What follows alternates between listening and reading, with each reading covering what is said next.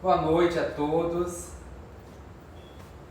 Boa noite a todos, sejam bem-vindos a esse bate-papo que é um marco, né? Hoje, definitivamente, começa a campanha eleitoral 2020, que vai 2021 e 2024. Esse ano, as campanhas eleitorais é para o prefeito e vice-prefeito e vereadores, né? Todos os municípios do Brasil irão realizar essa eleição. Esse ano completamente atípico, né? Tivemos aí mudança no calendário, tivemos uma nova forma de trabalhar a pré-campanha, não deixar, na verdade é isso, não deixar se fazer a democracia brasileira, né?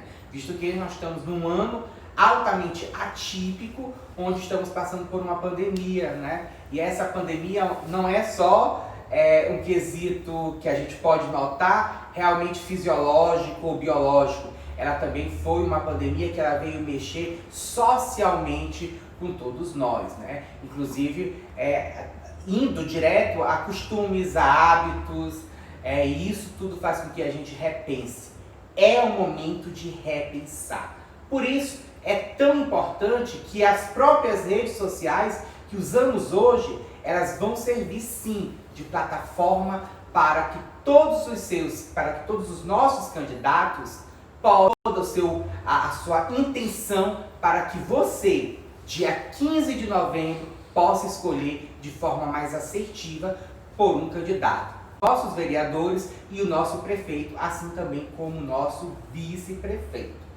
Se você está aqui conosco, você pode estar perguntando, a gente está conseguindo transmitir simultaneamente essa live em 3 Instagrams. No meu Instagram, no Instagram da candidata, que hoje já é candidata, Solaneide Rezende, e também do Digital Influencer, que é nosso apoiador aqui em Bacabal, Edson Arruda, tá?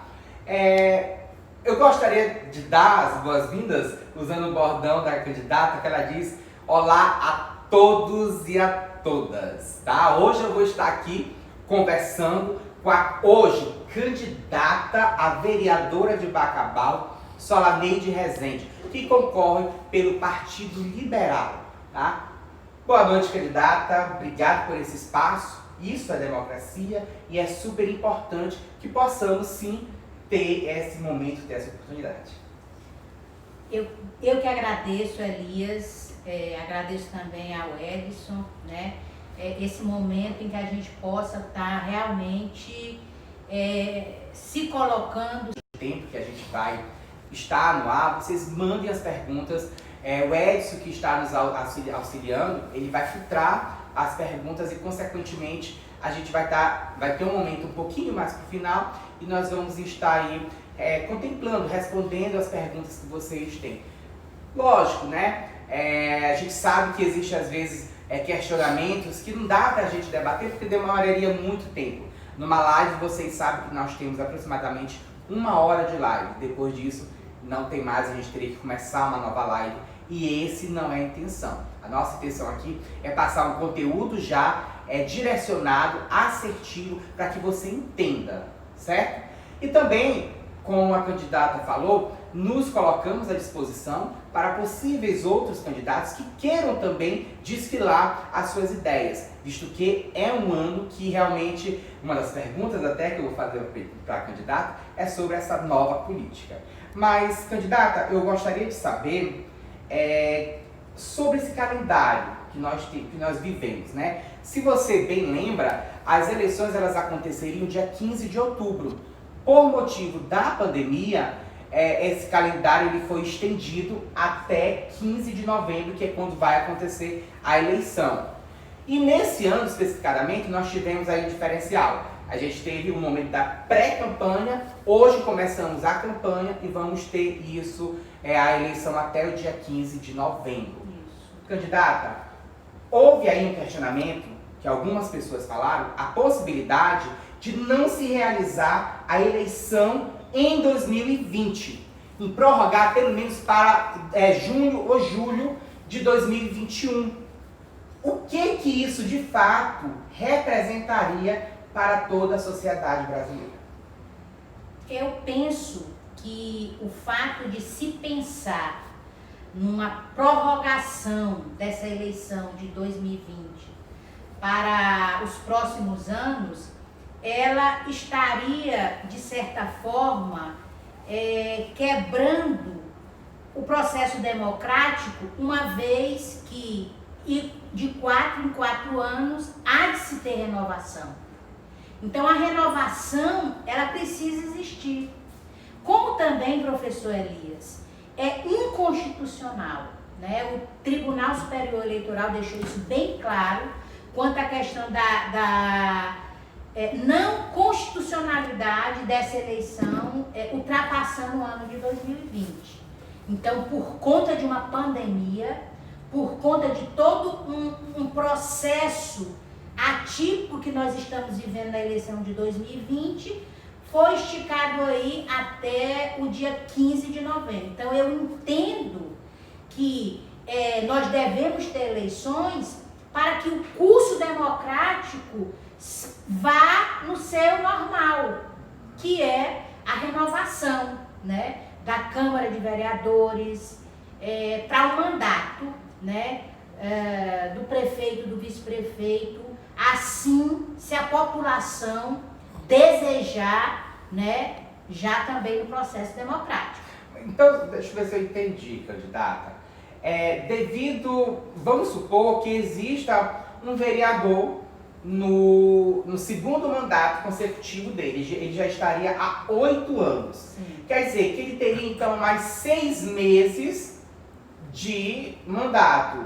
Isso realmente, como é que a senhora vê essa questão? Não se ventilou 6 meses, se ventilou 2 anos a mais. A mais. 2 anos a mais. Como é que seria isso? Como é que a senhora vê isso? Eu vejo que não haveria uma renovação. Eu acredito que as eleições são pautadas nesse processo de renovação. A Solange, de renovação de vereadores, de renovação de mandato. A população assim decidirá se haverá renovação de vereadores.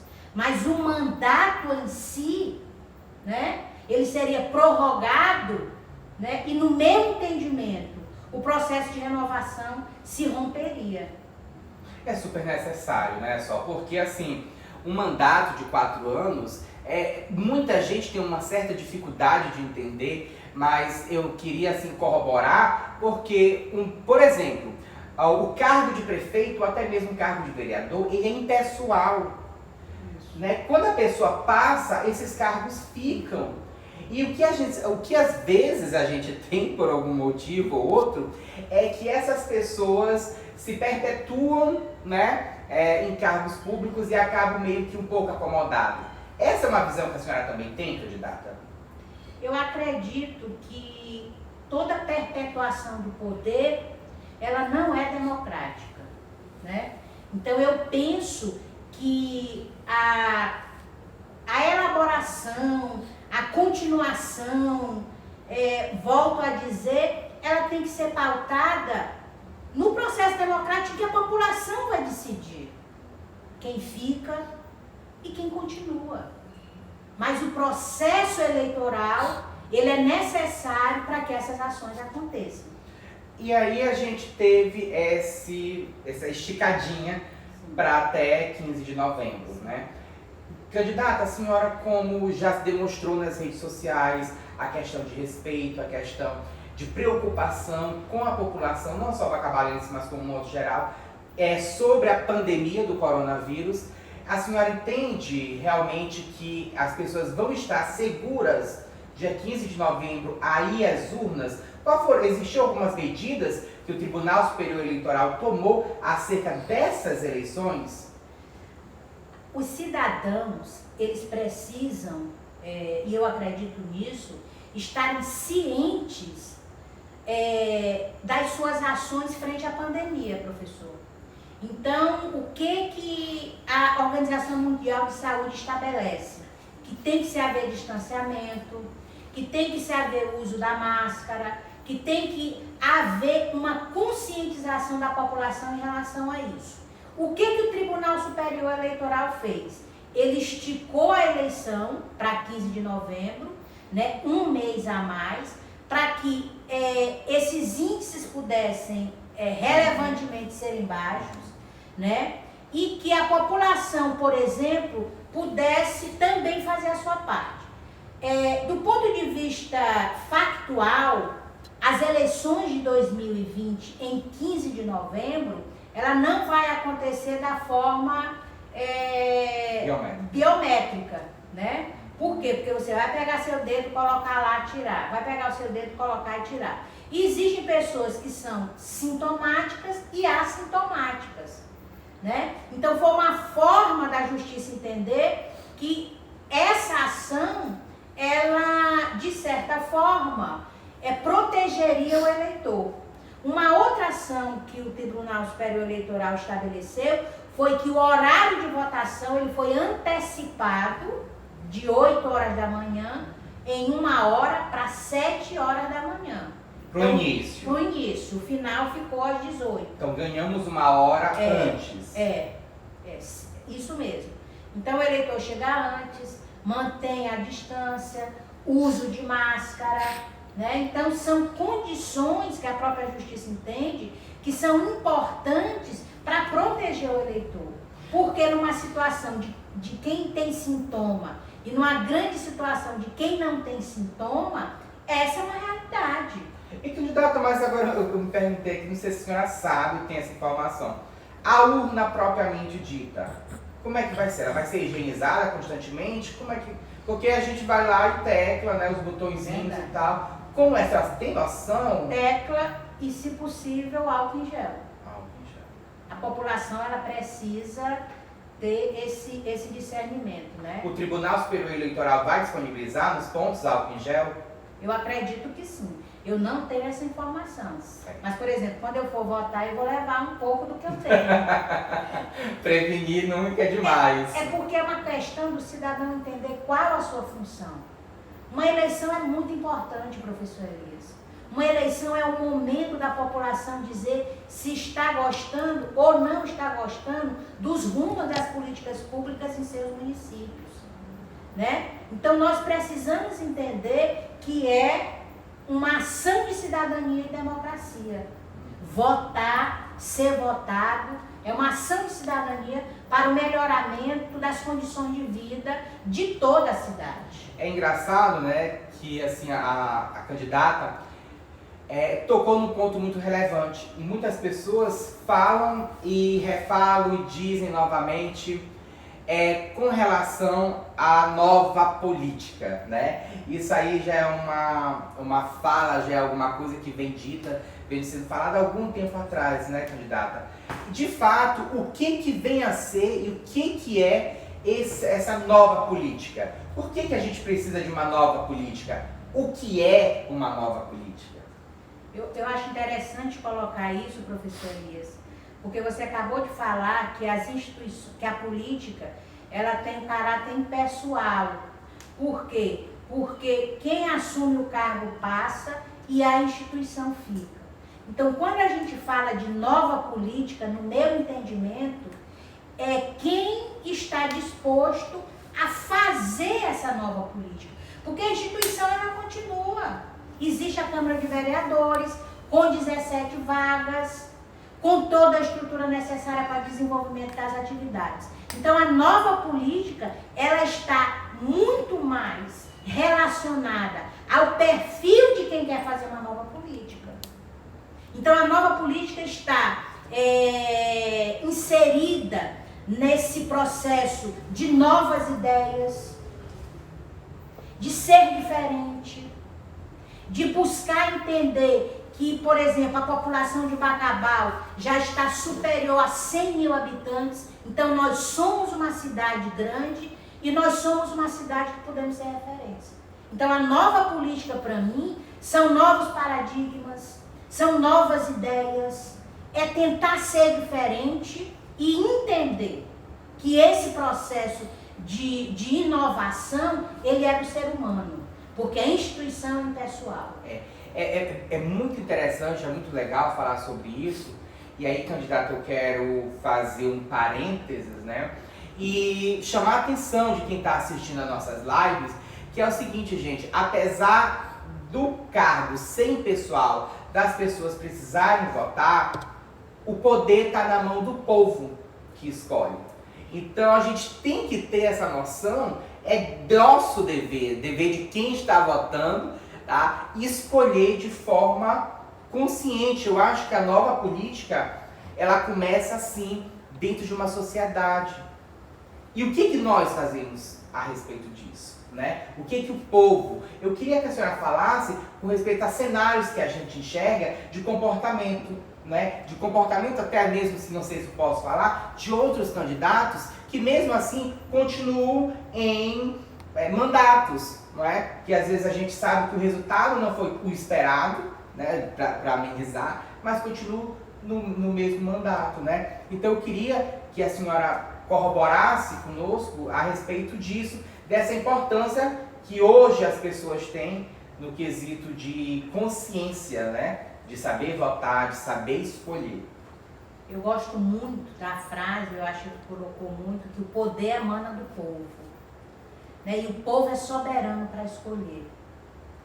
Quando eu digo que o poder emana do povo e o povo tem essa soberania de escolha, e nesse momento de que a gente fala de novo normal, de nova política, eu acho que é dever de cada candidato poder dizer ao seu povo o como ele pode ser diferente, professor. O como ele pode ser muito mais, ter uma gestão de resultados do que simplesmente a gente fingir que essa ideia da nova política, ela não vai chegar, porque ela vai chegar. Sabe por que ela vai chegar? Porque o povo vai sentir a necessidade de políticas públicas que melhorem a vida da sociedade. Nós precisamos deixar de pensar, e isso eu deixo isso bem claro para a população, para as pessoas que me seguem, para as pessoas que trabalham comigo nessa campanha, é de que eu, Solaneide Rezende, eu tenho uma incumbência que veio de um sonho, que é fazer com que a população entenda que bons candidatos são aqueles que apresentam boas propostas, propostas exequíveis, propostas reais, propostas que podem sim serem trabalhadas. Exato. E aí, candidata, eu ia chamar a professora porque é minha amiga de profissão, mas aqui é a candidata. Entro nessa questão de propostas, né? Eu não sei se a população sabe, né? Mas nessa eleição municipal é obrigatório para o prefeito apresentar o plano de governo deles. Não é obrigatório o vereador apresentar um plano de governo. Porém, candidata, a senhora sabe, eu tenho em minhas mãos aqui, né? Eu tenho em minhas mãos o plano de governo feito pela candidata, né? Pela candidata Solaneide Rezende. Então, candidata, aqui a candidata colocou que vai trabalhar 4 eixos, né? Que são os eixos que ela já apresentou na pré-campanha dela, né? É o eixo da agricultura e pecuária, o eixo da logística e a localização de Bacabal, o eixo socioeducacional e o eixo da agricultura familiar, né? E aí, dentro de cada eixo desses, a candidata coloca realmente o tipo de projeto que ela pretende desenvolver, porque ela entende que essas ações feitas dentro de cada eixo realmente irão viabilizar, irão melhorar a qualidade de vida no município e, consequentemente, das pessoas. Candidata, a senhora vai publicar, como é que publica, né? Eu quero parabenizar, né? Não é puxando saco, mas assim, hoje realmente começa a campanha eleitoral. Quem é o candidato a vereador que tem um plano para apresentar? Eu acho que isso já é um diferencial que a gente consegue ver. E aí, na sua totalidade, a candidata irá disponibilizar, mas eu queria, candidata, que a senhora abordasse 1 ou 2 pontos aqui do projeto em si que a senhora quer trabalhar. Por exemplo, posso escolher aqui? A gente Pode. Aqui no sorteio, bora pegar aqui, deixa eu ver, sobre, dentro do eixo de pecuária, da agricultura e da pecuária, a senhora defende a questão do projeto de certificação para Bacabal. Por que isso é importante? Ainda não existe um Bacabal. O que isso vai agregar de fato? É fácil fazer isso? É possível fazer isso? A senhora poderia comentar um pouco sobre esse seu projeto que é dentro desse eixo? Eu vou voltar só um pouquinho quando você falou dos eixos que eu tenho trabalhado. Sim, claro. Né? Os eixos que eu, com afinco estudo, eu fiz alguns estudos, eu fiz algumas análises, eu fiz um resgate histórico de boa parte de tudo que eu trabalho. E a gente constituiu um plano de propostas execuíveis como vereadora. Eu sei qual é o papel de uma vereadora, porque muitas pessoas podem falar o seguinte: mas tu tem propostas para vereança? Sim, eu tenho propostas para vereança, porque o papel do vereador entre fiscalizar o executivo, fiscalizar as ações do executivo, está legislar, que é propor leis para que as políticas públicas aconteçam. Então, eu tenho uma proposição de trabalho para apresentar para a minha cidade. Eu trabalhei em cima desses pontos durante um bom tempo. E esses 4 eixos que eu considero como relevantes, né, para tornar a nossa cidade produtiva, esses 4 eixos, eles estão interligados, que é o eixo agricultura e pecuária, que é o eixo logística e localização, que é o eixo ações socioeducacionais e o eixo meio ambiente. Para eu pensar em trabalhar projetos, ações em que Bacabal volte a ser produtiva, em que Bacabal volte a ser atrativa, eu fiz uma pesquisa no IBGE em que a nossa população está decrescendo nos últimos anos. Tem lá tem um link no meu Instagram de um vídeo que eu falo sobre isso. Que a nossa população está decrescendo, o pessoal está indo embora de Bacabal. Então, quando eu falo desses 4 eixos, eu estou falando de eixos que são interligados e que podem sim serem trabalhados para tornar Bacabal produtivo. Então, quando você fala da certificação, né, eu queria até aqui agradecer uma grande amiga que é médica veterinária, né, uma grande amiga que corrobora com esse meu pensamento e das ideias que a gente vem trabalhando, né, para que a gente possa realmente tornar essa questão da certificação real, professor Elias. Por quê? Porque a Câmara de Vereadores, ela aprovou o selo de inspeção municipal. Porém, ela não efetivou essa certificação. Então, nós precisamos de ações de certificação para que os produtos...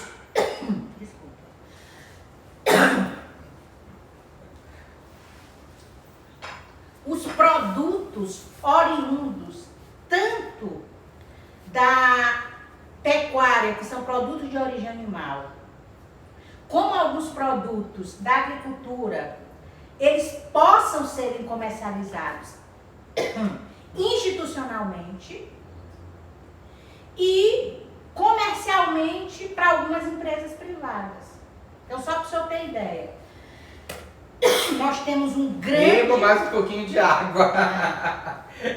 Eu gosto, a live, ela tem isso, ela é democrática, as pessoas sabem que a gente não é uma televisão, não tem aquela coisa toda. Live é isso, gente, né? A pessoa se engasga mesmo, enfim. Então, por exemplo, nós não podemos vender nossos produtos de origem animal produzidos na Baixada, produzidos nas comunidades, né? Para uma grande empresa mercantil, Porque nós não temos a certificação. E a certificação, esse é um projeto que eu vou chamar Certificação Bacabal, ela vai puxar outras ações que são inerentes do poder público, que é a criação do selo da agricultura familiar de Bacabal. Que isso vai permitir as pessoas a fornecerem. Sim. A gente fecha o que a gente chama de ciclo da comercialização em Bacabal. Produz Sim. e pode vender. Eu fui na Baixada Bacabalense há algum tempo, que um agricultor chamou para mim, Solange, vem ver aqui 20 toneladas de abóbora. Eu falei, então eu vou, claro que eu vou. E eu fui lá. E eu certifiquei que tinha 20 toneladas de abóbora. E eu falei assim, para quem vocês vão vender? Solange, nós não temos venda certa.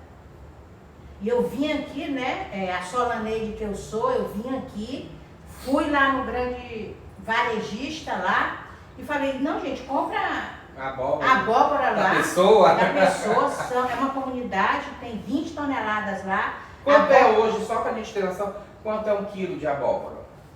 Professor Elias, 1 quilo de abóbora está em torno aí de 70, 90. Na época estava 70, 90, 70 centavos numa situação de buscar lá. O que não paga, de certa forma, o custo de produção. Então a gente está falando aí por baixo de uns 15 mil reais. Por aí. Por Uns aí. 15 mil reais. Por aí. Que vai para uma comunidade que esse dinheiro, 15 mil reais, iria fazer uma diferença gigantesca. Eles deixam estragar? Não, eles não deixam estragar. Eles vão vendendo assim, parceladamente, porque a abóbora é um produto que demora a estragar. Mas fechadinha, né? Quando tá fechada da minha casa, eu compro a talhadinha, vai embora. Então, ele tem um período de duração maior, por exemplo, do que um produto como a melancia. Então, melancia, se você não vender, ela estraga lá na roça. A abóbora não. Você deixa lá, você coloca, você aloja ela em algum local. Enfim, eu vim aqui doida para vender 20 toneladas. E não pôde vender. Não pude vender. Por quê? Porque grandes varejistas, a merenda escolar de alguns produtos, não de todos, mas de alguns produtos, elas só são realmente finalizadas o ciclo de comercialização delas se elas tiverem tanto a certificação que vai posteriormente trabalhar a questão do selo da agricultura familiar. Na nossa região, que é o Médio Mearim, existe um município, que é o município de Lago do Junco, que acabou de ser já concebido o selo da agricultura familiar para a venda de mel, que eles são autossuficientes na produção de mel. Já estão trabalhando para a região de Lima Campos a questão da efetivação do selo para o azeite de coco. Babaçu. Sim, do azeite de coco babaçu. Então nós precisamos entender que o selo de certificação é uma ferramenta de melhoria da qualidade de vida, tanto do agricultor como do pecuarista. Então tá, candidata, para a gente entender e fechar aqui essa parte, o que seria a certificação? Nós vamos no agricultor familiar, aquele que tem uma horta de alface.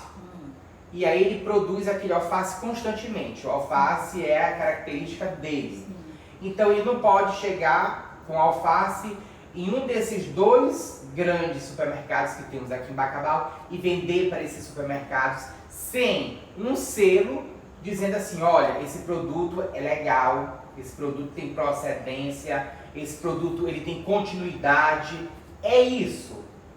É mais ou menos isso? É mais ou menos isso, mas só que eu mudaria o produto, né? Não, mas foi um exemplo. Um exemplo. Por exemplo, o Bacabal ele é autossuficiente em folhosas. Nós não importamos cheiro verde, cebolinha, nós importamos boa parte, uma pequena parte de alface, porque nós somos quase que autossuficientes na produção, certo? Mas eu vou te dizer uma coisa, não podemos comprar ovo. Por quê, gente? Porque o ovo ele tem ele pode ser acometido por uma salmonela e se consumido pelo ser humano é fatal. Mas como assim? Então tem que ter uma empresa... Não, nós temos que ter uma estrutura na certificação que todas as vezes que o agricultor for vender, eles passem por essa pequena estrutura, que não é uma estrutura cara, que não é uma estrutura de outro mundo, entende? Então, quem vai comprar precisa saber que aquele produto ele não vai causar nenhum mal para o ser humano. Entendi. Imagina vender ovo para criança numa escola. Você tem que se responsabilizar pelo aquele produto que está sendo vendido. Eu fui agora falar com o pessoal que produz polpa, por exemplo, né? Então a polpa ela precisa de uma certificação. Então existem produtos oriundos tanto da agricultura como da pecuária que precisam ter certificação. E aí eu te digo o seguinte, é lei. Isso aqui nós não estamos falando que não é lei. Não é achismo, né? Não é achismo. 30% de tudo que se compra institucionalmente para a merenda escolar, ela tem que vir da agricultura familiar do município. Mas e como é que então acontece em Bacabal? Não se atinge os 30%. Porque não tem esse selo. Porque não tem a certificação. Okay. Entendeu? Então, a minha proposta de se trabalhar nesse ponto específico, tanto da certificação como na formulação de um selo da agricultura familiar, é exequível, é viável e depende sim de uma vontade política para que isso aconteça. Isso vai melhorar consideravelmente a vida dos pequenos agricultores de Bacabal. Porque Bacabal tem muitos agricultores. Eu andando por aí, eu pude constatar isso também. E eu fiquei surpreso, né? A gente vai aqui em Bom Princípio, o famoso fornecedor aqui da macaxeira para a Ambev, né? Para fazer a cerveja. É Ambev? É. Eu não sei se pode falar, candidato não pode falar, eu posso falar, né? Mas fornece para fazer a cerveja. É a cerveja, eu não sei o nome da cerveja, gente. É a cerveja que faz com mandioca. E esse pessoal que antes vendia só farinha, agora consegue um valor considerável de uma vez só, né? Candidato, eu posso pegar outro ponto aqui que me chamou a atenção? Pode. Justamente no eixo logística e localização, né? E realmente isso me chama a atenção porque, por exemplo, muitos alunos meus, muitos amigos, e existe aquele comentário, né? Santo Inês tem cinema, em Bacabal não tem. E aqui a senhora colocou o projeto Bacabal Atrativo, né? Eu acho que corrobora com aquela frase que a senhora falou anteriormente, né? Que a população de Bacabal está decrescendo, mas na contramão continua nascendo a mesma quantidade ou até mais quantidade de pessoas. O que a gente entende com isso? É que as pessoas não estão permanecendo em Bacabal por falta de oportunidade. E Bacabal é um polo educacional, não é? As pessoas estudam, as pessoas gostam de estudar, mas de repente a oportunidade para trabalhar fica como? A gente tem empregos, né? Nós temos, por exemplo, algumas empresas que estão tirando daqui, tá? Tirando daqui de Bacabal a sua estrutura administrativa e estão colocando em outras cidades. Eu acho que aqui, né, eu aproveito a live da candidata para fazer esse alerta e perguntar assim, que eu acho que vocês sabem de quem que eu estou falando. Então, às vezes, existe muita demagogia na palavra de alguns empresários, de algumas figuras públicas da nossa cidade, que você fala uma coisa e faz outra. E aí, candidata, isso implica diretamente nesse projeto. Como a gente consegue tornar Bacabal uma cidade mais atrativa? Eu penso que a nossa cidade ela vai se tornar mais atrativa sobre dois aspectos muito importantes. Se tornando uma cidade produtiva, de que forma? Né? À medida que a gente estabelecer a certificação e estabelecer o selo de certificação da agricultura familiar, nós vamos poder fornecer para outros varejistas, para grandes varejistas, tanto de Bacabal como de outros municípios, né? E aí provar que somos sim um município capaz de produzir. Porque temos mão de obra qualificada, sim, temos pessoas com vontade de trabalhar. Então, assim, precisamos deixar, as empresas precisam entender que aqui tem essa mão de obra. Sim, nós precisamos de artifícios da política pública para que Bacabal se torne produtivo. O selo é uma. E como é que a gente vai fazer com que essa cidade se torne mais atrativa? Para que eu torne um produto, para que eu me torne mais atrativa, eu preciso dizer para o mundo que eu sou. Eu preciso fazer um ciclo de debates com empresas de outros municípios, de outros estados e mostrar o nosso potencial. Porque eu acredito nisso, professor. Eu acredito que Bacabal tem um potencial e ele pode se tornar atrativo quando a gente disser que nós estamos localizados estrategicamente, que nós estamos a 240 quilômetros do Porto do Itaqui, que nós estamos a 240 quilômetros do Piauí, que nós temos saída para o Pará, que nós temos saída para o Ceará, que nós temos saída para Belém, Brasília. Isso é um fator de atratividade, porque é muito mais fácil você pensar em investir numa cidade com a nossa posição estratégica do que eu ir, por exemplo, para uma cidade que eu chegando lá eu não tenho esse tipo de saída logística. Então nós temos uma logística muito privilegiada, isso pode ser um atrativo. E o resto dos atrativos, eu penso, né, que pode ser, por exemplo, boas negociações, boas conversas, né? Nós temos muitas áreas onde empresas podem vir se instalar. Sim. Eu sempre analiso e faço isso. Fechando todos esses eixos, e que eu acho muito importante da gente falar, para se tornar, Bacabal para se tornar atrativo, eu não sei se a população sabe, mas o senhor deve saber, que, por exemplo, existem empresas que antes de vir para o município, ela faz um estudo de mercado sobre mão de obra. Exato.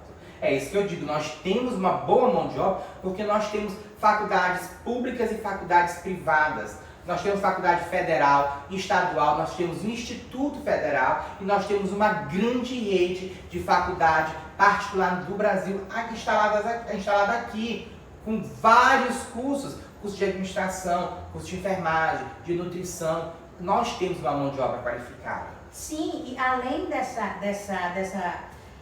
desse universo da universidade, nós temos cursos profissionalizantes também na cidade, que são altamente promissores para tornar a mão de obra, principalmente da juventude, muito mais interessante para quem queira investir no município. Então, quando eu falo Bacabal mais atrativo, eu estou dizendo que nós temos que desenvolver políticas públicas para que a gente informe para as grandes empresas que possam vir para o nosso município que Bacabal, sim, é possível.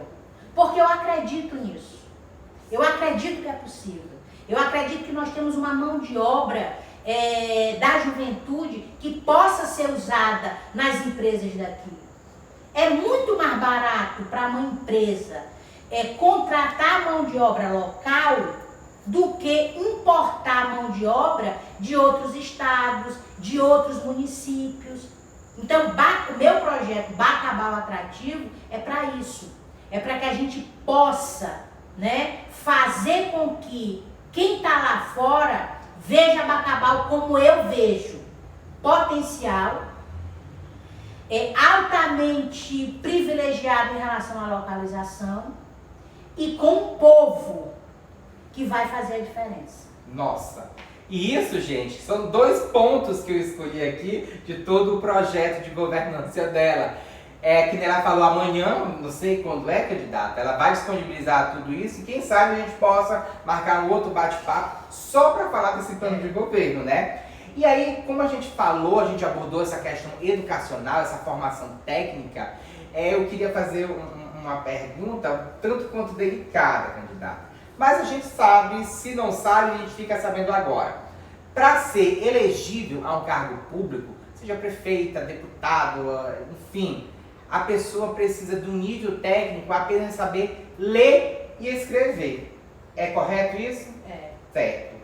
Candidato, então, na sua opinião, esse nível educacional que, por vezes, algumas pessoas possam ter, no caso a senhora tem, graduação, pós-graduação, isso acaba sendo meio que um diferencial?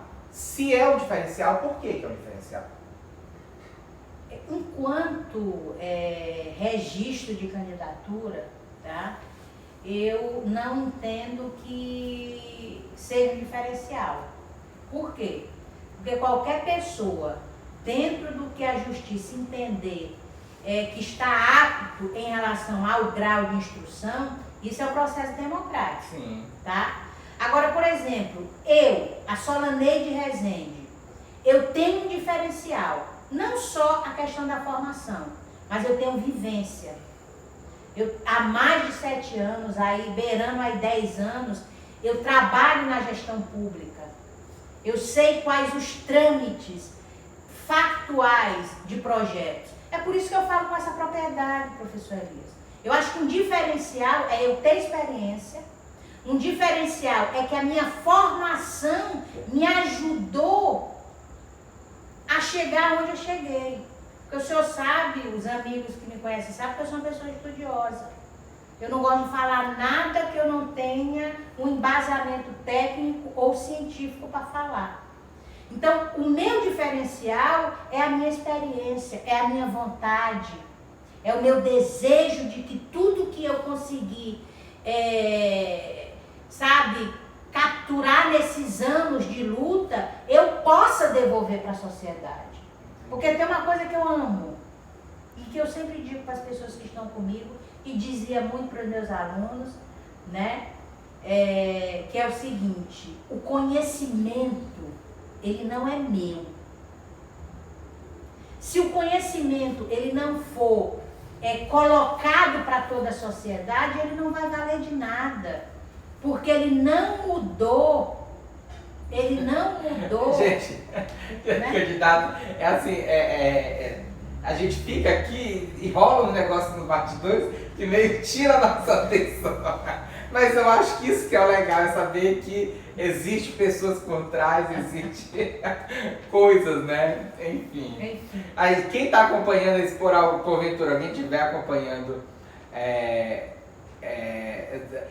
a live da candidata, no Instagram da candidata, a gente teve um pequeno probleminha, teve um vídeo lá, tá pausado, mas aqui no Instagram do Edson e no meu Instagram estão rolando, né? Então, candidata, pode finalizar esse raciocínio, que a gente até perdeu o raciocínio. Pois é, então essa questão do conhecimento, eu entendo que o conhecimento, se ele não for socializado, né, ele não vai valer de nada. O que vale a pena você estudar anos e anos da sua vida? O que vale a pena...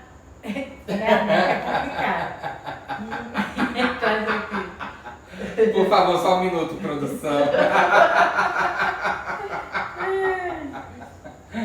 Às vezes o celular trava do nada, às vezes o celular para do nada. Essa é a tecnologia, né? A gente tem, e estamos hoje, de fato, em um clima, hoje em dia foi quente, né? A gente está aqui no calor e às vezes o celular superaquece, dá uma travada mesmo aqui, tanto climatizado, tanto gostosinho, o celular às vezes dá uma travada básica, né, gente?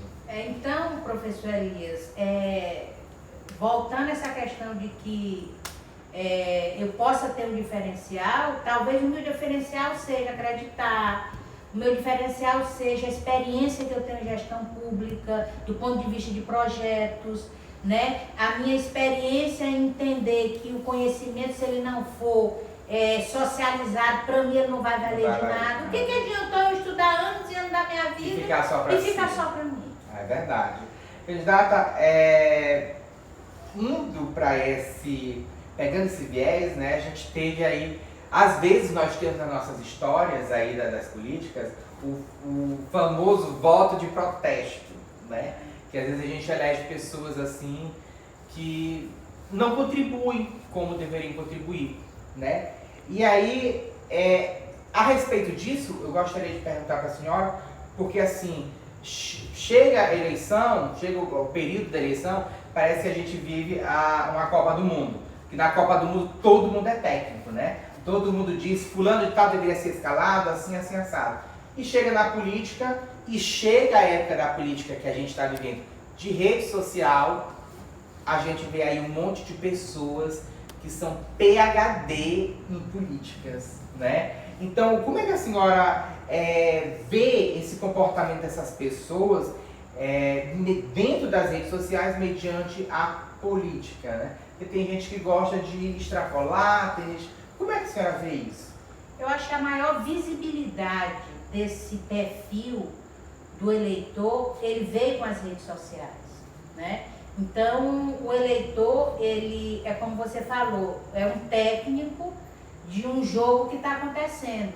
Então, ele emite a opinião dele, né? Baseado em várias situações que ele vive, tá? E que ele faz juízo de valor em relação a isso. Agora, é importante a gente dizer que as fake news são considerados crimes eleitorais. Mas, infelizmente, candidata, muita gente que às vezes criam polêmicas, não mostra o rosto. É verdade. Né? Nós vivemos ainda, porque a internet, ela eu sei que existe forma de rastrear e tudo, mas a internet é uma terra praticamente quase que sem lei, né? Porque a pessoa, ela deixa a pessoa anônima, e isso é muito delicado, isso é muito triste, né, candidata? É importante que a gente possa estar discutindo esse aspecto. Põe para ali, Edson, coisa. Tô bem. É importante. Gente, esses bastidores é a melhor parte. É importante que a gente possa estar discutindo essa questão, porque vem muito da formação do próprio eleitor, do que ele pensa. Do caráter, da ética. Do que ele conseguiu construir ao longo de toda a vida dele. Então, é uma terra sem lei, porque a gente não tem como... Muitas pessoas muitas pessoas não têm como abordar todo esse questionamento. Então, o fato das pessoas se tornarem técnicos no jogo, para mim isso é normal, porque cada um faz juízo de valor de como deve fazer. Por exemplo, na pré-campanha, que é uma novidade da campanha, ela foi um momento para a gente poder colocar o pensamento, né, o que eu penso, o que eu sou, como que eu vejo determinado assunto. Foi para construir a imagem. E a partir disso, quem está lá no anonimato, né? quem está se sentindo técnico do jogo, possa construir um juízo de valor a respeito da Solange Rezende. E a partir da campanha, apresentar as propostas para que a gente possa, para que a população, volta a dizer, nós vivemos uma democracia e o povo e o poder emana do povo, para que o povo possa daí estabelecer quem é que vai ganhar o jogo. Exatamente, né? Candidata, o seu perfil é de uma pessoa, a gente sabe, né? Quem convive mais próximo, seus amigos, e eu acho que já deu para entender isso, que seu perfil é muito argumentativo, é muito questionador, né? É de botar o dedo na ferida e vamos entender isso melhor, né? Eu não sei se fica também legal da minha parte, me desculpem, mas se a gente fizesse um comparativo com outras pessoas, né? Nós poderíamos dizer então que esse seu poder de além de argumentar, ter fatos, ter dados, ter motivos para argumentar, isso é um diferencial? Como é que isso pode lhe ajudar? É um diferencial meu. Eu sou argumentativa e não abero, não. No que eu acredito. Esse não abere, não tem nada mais maranhense, né? Eu não abero. Corre da briga. Eu não abero. Principalmente quando eu entendo que Principalmente quando eu entendo que através de dados eu posso estar correta. Eu sou argumentativa, eu não abero, eu sou altamente defensora do que eu acredito, porque acreditar já é 50% de todo o processo, professor. Então, esse meu perfil, assim, quando as pessoas veem eu falando, até o senhor mesmo, quando veio falando, Solanei, não precisa tanta bravura. Calma. Não é bravura. É uma característica que é da Sol, né? De defender o que eu acredito. E isso é um diferencial. Porque por mais que existam pessoas dizendo para mim desistir porque eu não tenho uma grande estrutura, entendeu? Eu boto sim o dedo na ferida e digo, eu não abero, porque eu acredito que eu posso fazer diferente. Eu acredito nos ideais que me movem para o mandato. Eu acho que esse é um diferencial meu. Essa é uma característica, esse é o perfil da Solanei. Eu acho, candidata, que isso amarra muito a questão dessa nova política, que é de buscar no eleitor o voto, o famoso voto consciente, de você votar na pessoa por acreditar e querer fazer junto e cobrar, porque nós esquecemos, às vezes a gente quer cobrar no ano da eleição, e a gente tem que fazer essa cobrança nos 4 anos, né? E aí a gente tem, às vezes, reuniões lá na Câmara Municipal e não tem a população. A população não vai lá cobrar, dizer, olha, eu votei na senhora. Você dá a cara a tapa para isso, porque a gente quer saber o seguinte, é eleita, tá lá, o que está fazendo? Pessoal, você falou sobre o selo. Cadê esse selo? Já está 2 anos, porque às vezes a pessoa espera a próxima eleição para ir conversar, não sei o quê, e a gente sabe que existem umas coisas. Pode ir lá, só, você vai ser essa candidata que vai dar a cara a tapa, que a gente chega lá e fala, Neide, você falou sobre isso, isso, isso, cadê? Se comprometa conosco. Professor Elias, quem está nesse ramo tem que entender que tem que botar a cara a tapa mesmo, que tem que dizer o que é exequível. Eu dou minha cara a tapa sim, porque eu sou candidata. E eu tenho que dar a cara a tapa sim quando eu tiver meu mandato, porque isso vai me fazer diferente. Eu não deixo de atender ninguém. Tem uma pessoa muito amiga minha que diz isso pra mim. Só nega, às vezes eu te ligo só pra ver se tu me atende. Rapaz, se a pessoa fizesse isso comigo, ela vai ver que eu não atendo. Eu não suporto atender hoje em dia celular. Então, dar a cara a tapa é a primeira coisa que você tem que pensar quando você se candidata. Você deixa de ser uma pessoa não pública para ser uma pessoa pública. Porque você está representando Porque uma estamos parcela representando da sociedade. Então, dar a cara a tapa é a primeira característica que você tem que entender quando você é candidata e quando você tem um mandato. Agora, as pessoas precisam entender, e eu falo isso no meu vídeo, de como eu penso. Porque eu fui criada para respeitar e para ser respeitada. Calma. Entende? Então, eu vejo sim, professor Elias, o fato de que dar cara a tapa é uma das primeiras coisas que a gente tem que entender que tem que fazer, sendo candidata e tendo mandato. Nossa. Gente, estamos chegando, não sei aqui, produção, a gente teve perguntas. Se a gente teve perguntas, a gente vai responder, a gente não, né? Candidata vai responder nos stories, de forma offline, né? Que nem as pessoas dizem, fora do ar. Então ela faz stories com as perguntas e responde. Pode ser, candidata? Pode ser. Tá bom?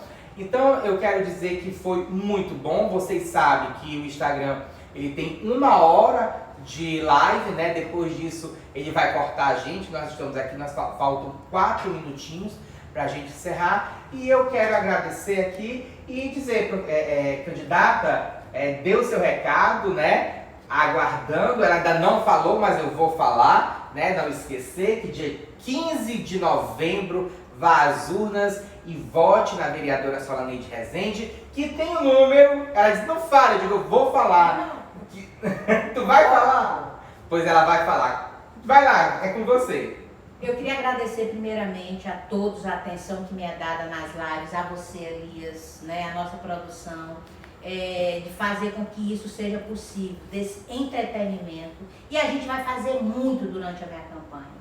Não deixando de esquecer que no dia 15 de novembro, vote em Solaneide Rezende para fazer diferente, com o número 22456. Eu vou estar disponibilizando isso nas minhas redes quando eu tiver autorização do meu contador, né, por conta da abertura das contas, mas eu acho que essa semana a gente resolve. Mas eu vou estar nas redes, trabalhando a questão da minha imagem, né, e fazendo com que as pessoas possam, vou falar os técnicos do jogo, possam fazer um juízo de valor da Solaneide Rezende, da Sol, que quer fazer diferente. Dia 15 de novembro, não esqueça, vote Solaneide Rezende para fazer diferente. 22456. E aí tem até a hashtag, a nova hashtag, pode falar? Pode. Pode falar então. A minha hashtag é Eu Vou com a Sol. Eu vou com a Sol e eu espero que você também vá.